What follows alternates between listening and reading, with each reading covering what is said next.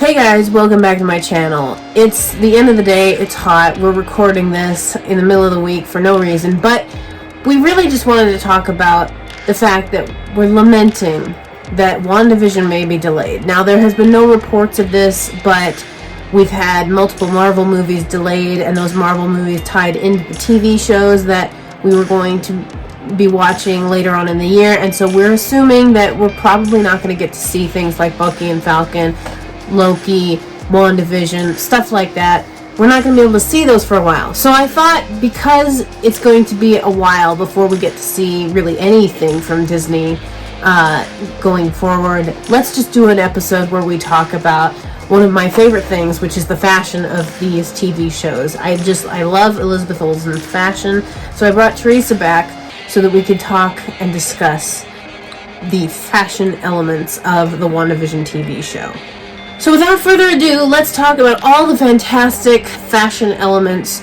Theresa, before I start pulling up images on the screen, what is your take on how they've handled WandaVision's fashion, and specifically Elizabeth Olsen's costuming for the upcoming TV series? Well, they look like they've put the work into it to really have it mimic the various fashions they'd have in these different sitcoms, first of all, and what different clothes they'd be wearing at the time. And people are saying, I think we said this on the first show, that they're saying this show will probably win awards just because that's what you do when you want awards. You get the fashion geeks in there about, ooh, they brought this 90s show to life, and they brought this 70s show to life, and they're also working with the aesthetics of it to really complement the fashion, like what kind of house and what kind of furniture they live in. Like, we'll talk about it more when I actually see some stuff up, but there's just various things. And it's different with fashion. They don't just go with trendy fashions of the time. They go with the specific kinds of fashions and what they say about the different sitcom characters. They take the different types of fashion, characterize different characters. They characterize different sitcom characters in different times. Mm-hmm. So I think it's used here, not only using different sitcoms, but using different kinds of fashion and making Wanda kind of embody different characters to show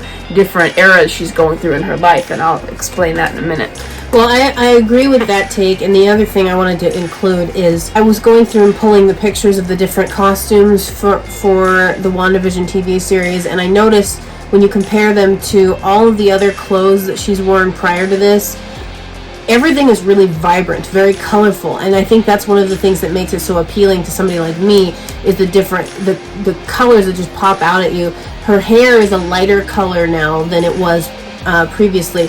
It was almost like black on black on black with dark brown hair, and then maybe a pink jacket or something previously for like Age of Ultron. She would have like, it was red. Yeah, well, she had a pink jacket at one point, and then she had a red like shawl, and then various different things, and then she'll have the red costume, but a lot of black in there, and then they kind of made her hair pop by having her dye it at one point a lighter color. But other than that, she's been a very dark color, or a very dark character aesthetically, and so that's one of the things that makes me really excited as I see all these new colors.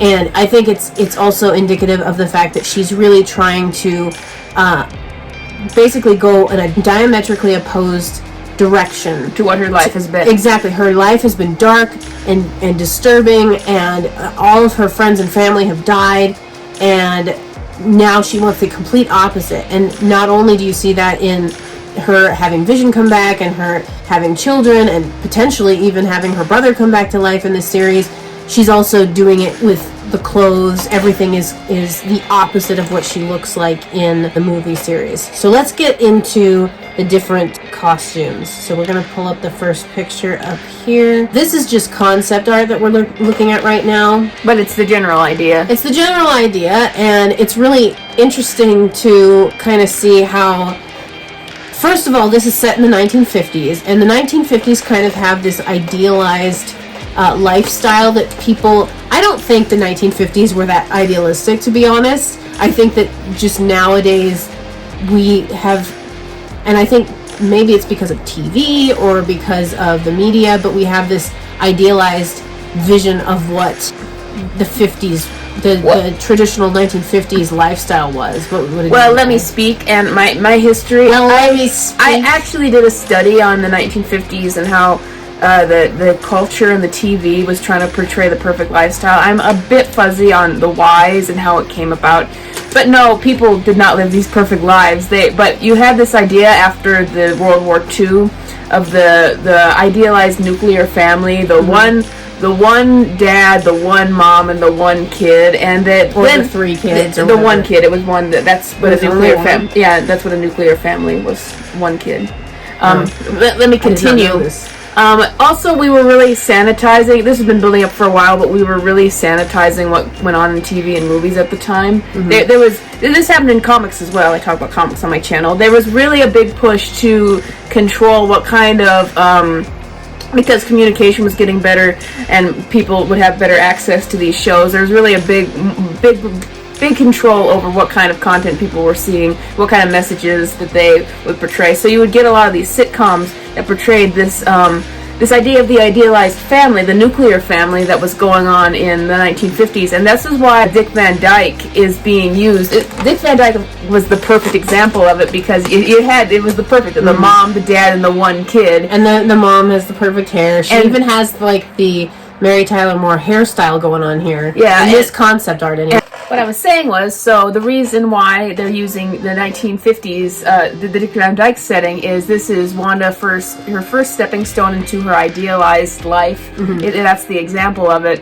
where everything's perfect. She gets to be the nice little housewife if that's what she wants, and he gets to go to work every day, and they're gonna get married and all that. Because it was all like there in 50s sitcoms and stuff like that. There's no divorce. There's nothing like that. Everything, any problem you have can easily be resolved. It can easily just be laughed off, and that's why she's really escaping into a sitcom. And I think that's why I can't remember if it was Elizabeth Olsen who asked for this or if the people behind the scenes asked for this, but they were talking about having a laugh track in the background. Yeah, they have rumors of that. I'm not sure if that's going to happen or not. Yeah. It would be interesting if they play with the laugh track. This is getting off of clothes to just... it would be interesting if they play with it as something that is a part of the show. And that maybe it fades away or it starts to get warped as the more darker elements start to come through. Yeah, we're talking about aesthetics and sound is part of that. Yeah.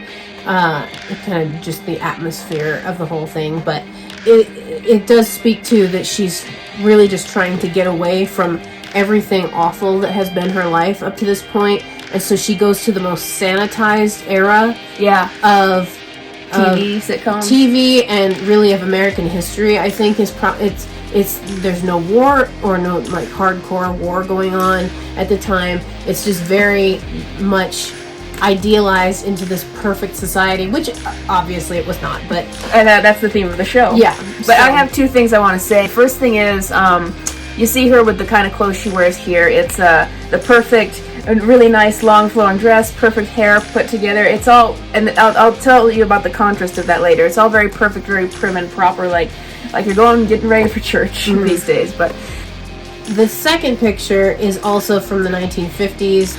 I couldn't get a full body shot of her outfit here, but basically her expression, the hair, everything is in its perfect place. Even in the background you can see you've got all the books are lined up perfectly. There's nothing out of place. Everything is and her hair is done perfect. And so this is the way Wanda wants her life. Nothing is out of place. Everything is nicely put together. Whether it's her hair, her outfit, her jewelry, or the background. And so it all just really speaks to her desire to shed everything that is imperfect about her life and make it perfect. And I think it actually speaks to kind of what everybody is wanting to do by watching these shows. Go ahead. So what people were saying is we were watching Age of Ultron the other night, and you mentioned how Wanda's accent kind of disappeared over time. Probably because Elizabeth Olsen was having a hard time with it. Yeah. But people are saying that they think that that's going to be worked into it because a lot of people from overseas, when they're trying to learn a new language or take on a different accent, will watch sitcoms because they're very simple to watch and watch That's them interesting. to hear the American accent over and over again. Or people who are living overseas will watch sitcoms to learn a different language or something. That's something that Marvel has actually talked about or at least touched on in other Marvel movies before, because you had the scene, was it in the Agent Carter? It was an Agent Carter. Yeah, it was an Agent Carter when they had the Black Widow children learning how to speak English with an English accent based on a Snow White movie. And I think, and they also had, like, I'm getting that confused with when they referenced Pinocchio and Age of Ultron, but they have touched on that kind of way of learning a new language before. So that's something completely feasible going forward in this show. So moving right along, we have our third photograph. So again, we're looking at the 1950s, very idealized setting. This is literally what Wanda always wanted. She wanted to get married to Vision. She wanted to have this perfect wedding dress, and literally everything is perfect. And it's interesting. I wonder how they're going to play with the black and white versus color thing, because as I said at the beginning, I love the vibrancy of the colors in all of the other iterations of sitcoms that we're seeing from this show, but we have black and white to start out with. Could it be that Wanda is just trying to drain away everything from her previous life? It could represent draining everything away and then building something new. It might also be just that it kind of fades into what becomes her reality, like this is a vision, and then we get more color, it becomes more of what's her reality now, if that makes sense. Yeah, it could just be her having trouble focusing. I don't know. This is one of the things and one of the reasons why I think this show is going to be so good, because they're actually thinking about what is the meaning behind every little thing. Why is this black and white versus color?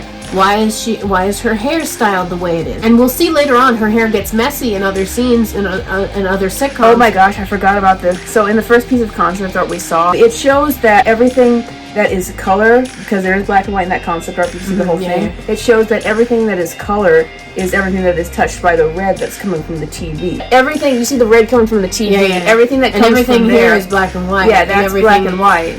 That's interesting. That's an interesting point. So the TV, I hope that they have like an old style TV. Maybe the TV changes in each episode as we get to different eras, and that is what's playing.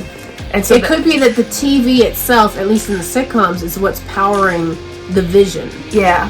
The Vision? The Vision. A double meaning. And I think that's really creepy, actually, and I can't wait for that. That's amazing. Okay, moving on to now the fourth picture is the final picture that I have from the series. I pulled this one up mostly just because we get a little bit of a better shot of her dress. Oh, we do see Paul Bettany. We're seeing Paul Bettany as himself versus his Vision form. I didn't notice he's got the clicker, the remote. Yeah. That's interesting.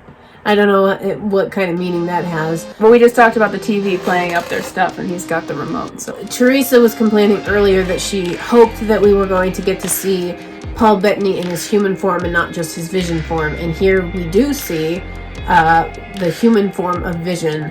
And so I don't know if that. I guess my question is, which is the real Vision?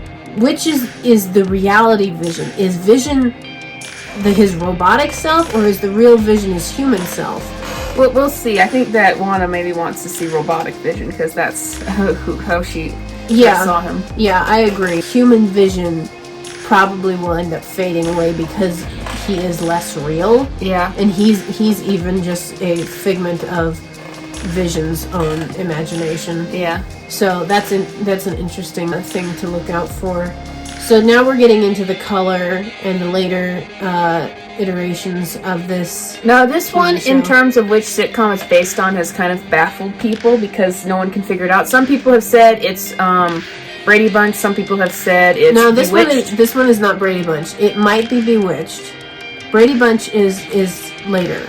Which people are saying this might be a Halloween episode where maybe they play with Wanda's powers. Some people are saying that this is from the 60s. Some people say this could be the 90s. I think it's less likely that it's the 90s because we've seen 90s costumes later on. It looks much more modern in the lighting and how it's shot, though. Yeah, so it's a little, it's just really unclear. It could be 90s, it could be 60s. It's just really unclear. Well, it's clear we're looking at her, what is an homage to her suit in the comics, but I don't think this is the finished one. This is just clearly like a Halloween costume she's put on, or something like that. Because I know I've seen cosplayers do better than this. They can do something better than this. This is supposed to be her doing a Halloween something or other.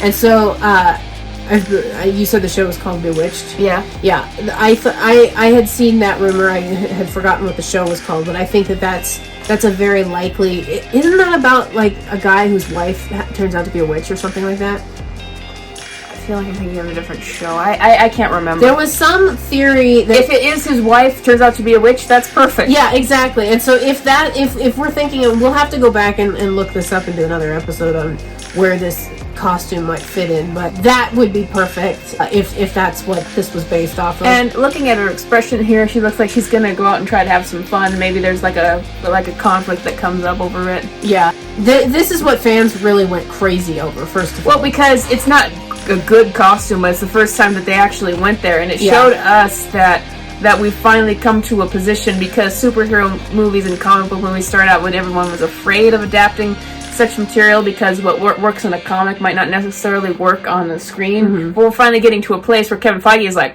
we can do whatever we want because fans will buy it. Exactly, and it looks great. Again, now we've got the vibrance of the show that I was talking about, and this is the ideal situation. That, you know, she's got a nice house, she's able to go out and have fun versus what she's been doing. Yeah, we've just come to a place where people are so immersed in comic book movies that they're not fazed anymore by what they see, unless you do something actually bad. Yeah, like Age of Ultron. So we're moving on now. This is the actual 70s Brady Bunch. She really looks like Mary-Kate and Ashley right here with the hairstyle. Yeah, I love the hair. This is like the ideal hair for Elizabeth Olsen. I love the hair. I love the costume. We can't really see it here. I have another picture I'll pull up. It is kind of a pregnant suit, though. Actually, it looks more like her pajamas, quite frankly. Yeah. One of the theories that I had heard from the internet is that her twins have their powers even in the womb. And so the reason why she's freaking out in some of these scenes is because one of their powers is telekinesis? Yeah, it's Wiccan who has basically her magic powers, and it's Speed who has Pietro's powers. So they're like throwing objects around her house from the womb, and that's where this scene comes from, and I think that's really interesting. And also the costume, just getting back to the costume, it's going to be so fun it feels draw and you know, cosplay and everything else. It looks amazing. I feel like this is her as opposed to the 50s one where it's black and white and we're just seeing her as prim and proper, and this one we're seeing a little bit more, well, she's happy there, she loves her life, and then her hair is still kind of in place, but but it's different. It's more relaxed now. It's not put up like she's going out somewhere, especially I should keep up this image. She's just relaxed. Yeah. And then we see her goofing, kind of having a little reaction, like she jumps. And I think it's gonna be played off as just funny. You know, everything can be resolved in 20 to 30 minutes. Yeah. But I think that this is a moment. Whenever we get to this episode, she's gonna be completely immersed and with all thought of her previous life. She's not thinking about it. This is her life now. Yeah. I mean, I think that's pretty clear that she's just going to completely lose herself in this. Yeah. And that's why when she has to wake up, it's going to be so jarring. So we're moving on now. I am pretty sure that this is the 80s just based on the hair. And this looks definitely like kind of a Full House scenario with the outfits and again with the hair. And now we're starting to see the facade start to, you know, have some cracks. Her hair is out of control. She's not smiling in this scene.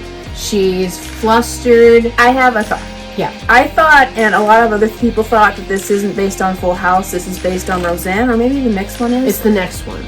Well, I thought it was just because she's so out of place here, but the reason why I thought Roseanne might be interesting, maybe that just comes in another one. Actually, I think this might be the Roseanne one.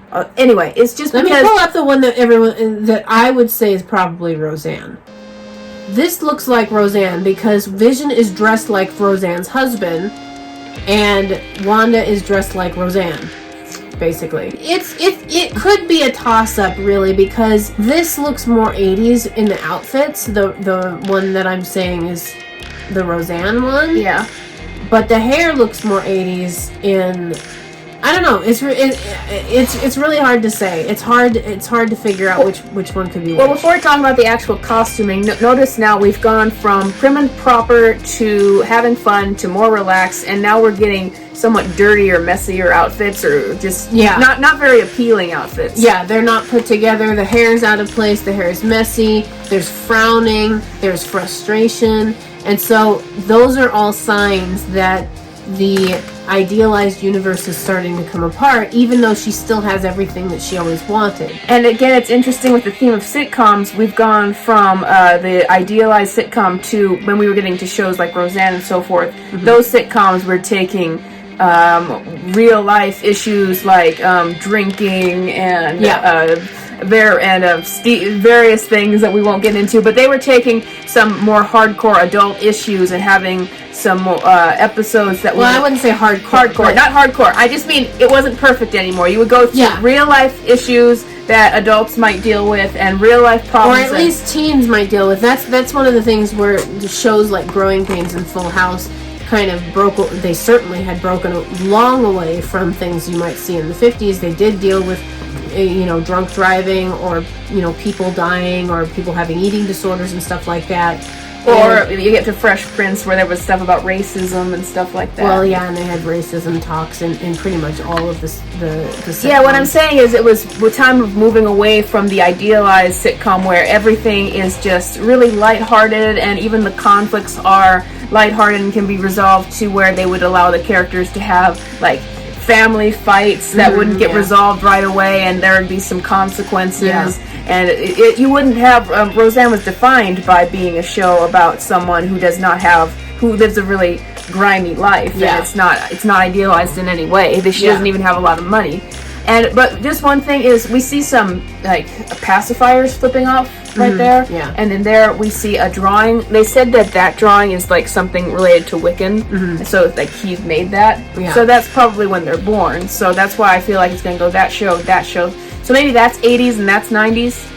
Yeah, it's hard to tell. It's just hard because now looking at the one that I think is Roseanne, the hair looks more 80s to me than the one that I think is Full House. I think clearly one is Roseanne and one is Full House. The question is, both of those shows kind of overlapped, although I think Roseanne was mostly 90s.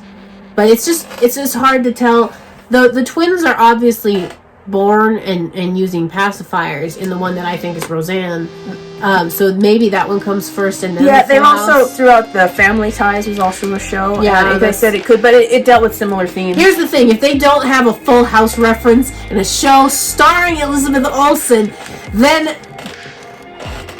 you guys should lose your jobs. You are not understanding the importance of irony here. That's all I gotta say. Okay, I also think that this works with the theme of her family life, because then there's the honeymoon stage, and then there's the, I'm going to have the first kid stage, and then there's the frustrating, this is the everyday stuff, got to take out the garbage, got to get the kids dealt with, and, all the romanticized aspects of family life come away. And the most hilarious thing, again, if they do the Full House reference, how it's so famous, how Uncle Jesse comes and plays with the kids, or how now if Uncle Pietro walks through the door and he's like, oh my gosh, if he's like in the leather jacket and the tight pants and his hair is that would be really funny. Oh my gosh, it'd be so That'd be so funny. Oh, please do that. It's so, again, the irony is just there. It'd be so good. So we've been looking at both of these for a while. Let's move on to the next one. We're almost done. I had a couple pictures of Wanda. This is her modern day outfit, and you can kind of see how her modern outfit, as I said, is very dark, lots of earth tones. The only thing that stands out is her hair, and she's looking kind of distraught in some of them. And this was the scene I had big questions about, because I'm wondering if that scene where she's crying, is that because she has just created a reality and she's just seen vision and she's crying because of the emotion? Yeah. Or is this when she's losing her grip on reality? I think your first suggestion is the correct one. I think this is her first creating the reality and her being taken aback with emotion, because she doesn't look angry. I don't think that they would spoil when the reality comes apart, especially because I think it's going to be a lot more emotional than this. And I think that they're going to do their best to confuse us, especially in the first episode, to make us think that the alternate reality is the real reality. Yeah. And so I think this scene where she's looking to, emotional in a room with Vision and all of that. But I think that scene, maybe that shows up at the end of the first episode when they finally reveal this is how she created it. Oh, yeah, I would like that. I was about to say, how are they going to fool us when we can clearly tell that this Dick Van Dyke life isn't in the MCU? I know. Marvel usually likes to flip things around and trick us at the beginning and surprise us. This is like Kevin Feige's art project, though. But I know. The visuals are just incredible, and I'm not somebody who usually gets carried away with this kind of thing, because story and character is so much more important. If you use the visuals to tell the story, then that's when they work. Yeah, so I'm just really, really excited. I mean, Frozen 2 was not a great movie, not a great story, but the visuals were so good. Well, it's based on... save it, but is it was really good. Is it based on, do the visuals just look good, or are the visuals serving the story, and here it serves the story? Does it just look nice? Yeah, and again, they're taking so much time to just really craft everything. Yeah, everything is crafted so that each little tiny element, whether it's the black and white or the color or what she's wearing or how her hair is done, everything is telling the story and building us up emotionally. And that's one of the reasons why I'm just so dang upset that this thing is probably going to be delayed. Because December seemed like it was so far away. I just thought this was funny because usually high resolution leaked photos like that are just one of the guys saying, "Hey, take some photos, leak them out, and fans will talk about it." Yeah. So I can just imagine like someone seeing Elizabeth Olsen on her phone and being like, I gotta get that. No, if they're taking pictures, they're showing them to the talent beforehand. They're saying, "Are you okay with this going out? Do you feel okay with this?" And then even the talent might even see it afterwards and take that down. We can't have that up. So anyway, that's just what happens. What is our overall thoughts on this series? Do we think it's going to be significantly delayed? Do we think? Well, give me some hope, right? I guess. Well, I thought that they were wrapped because they said that they were done shooting and that they had done their party to celebrate that they were done shooting. And I haven't heard anything about this being delayed. I only heard that Bucky and Falcon was delayed because they were doing a lot of on-location stuff for that and they couldn't shoot there anymore. I guess my reason for thinking that these things could be delayed is because once you delay some of the projects, you probably are going to have to delay more of them because, especially the way Marvel does their things, everything is connected, and so you have to see each installment, whether it's a movie or a TV show, you have to see each installment in order to get the full picture of what's going on. So that's why my assumption is that this is going to be delayed, and I'm very upset about that. So, well, we'll see. It just really depends because they're saying that once they start getting up and running again, they're going to be able to turn things around and have an output out pretty fast because they can do that. But it's just a matter of how long before we get the next thing, before we can get Black Widow or anything like that and move forward. That is pretty much all we've got to talk about for today. I am hoping we can do a few more of these kinds of episodes talking about the fashion elements of these TV shows because I'm kind of obsessed. And I don't think people realize how obsessed I am with this kind of stuff.